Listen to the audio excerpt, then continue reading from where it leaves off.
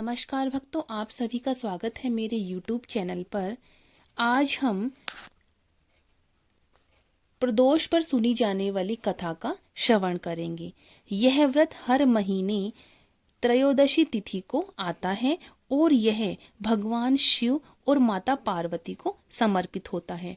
मान्यता यह है कि प्रदोष काल में भगवान शिव अपने सभी भक्तों के कष्ट हरते हैं और उन्हें सुख, समृद्धि, स्वास्थ्य और मोक्ष का वरदान देते हैं। जो भक्त श्रद्धा से प्रदोष व्रत करता है और इस दिन शिव कथा सुनता है, उसके जीवन के सभी दोष, पाप और बाधाएं समाप्त हो जाती हैं। प्रदोष काल सूर्योदय से लगभग 1.5 घंटे पहले और बाद का समय होता है। इसी समय भगवान शिव कैलाश पर्वत पर आनंद तांडव करते हैं और देवता, ऋषि और गंधर्व उनकी स्तुति करते हैं। इस समय शिव पूजा करने से विशेष पुण्य की प्राप्ति होती है। प्रदोष व्रत है जो कि पापों का नाश करता है, रोग, शोक और दरिद्रता को दूर करता है, सभी मनोकामनाओं की पूर्ति करता है और जीवन में सुख और शांति का स्थापित करता है। तो प्रदोष की कथा इस प्रकार है। एक समय की बात है, देवता अत्यंत दुखी थे।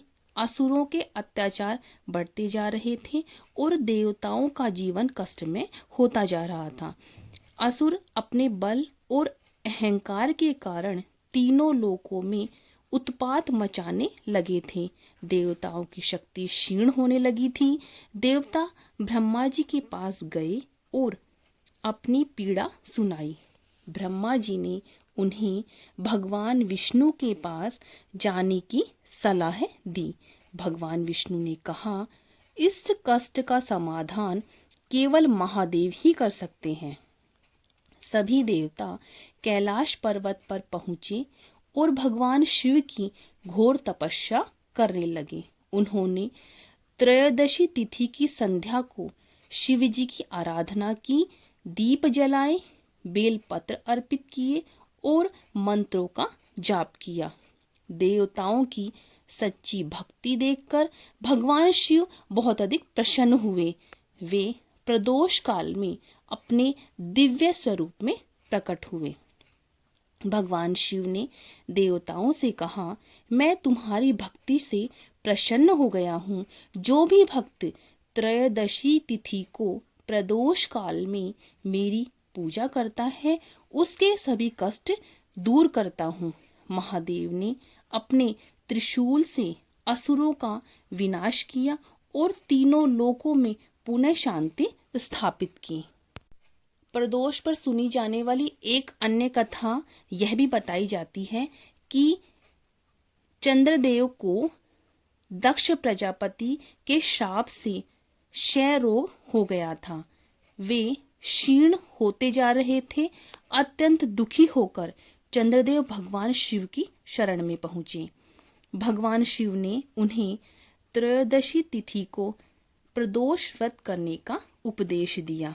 चंद्रदेव ने श्रद्धा से प्रदोष व्रत किया। शिवजी ने उन्हें अपने शीश पर स्थापित किया और शाप से मुक्त किया।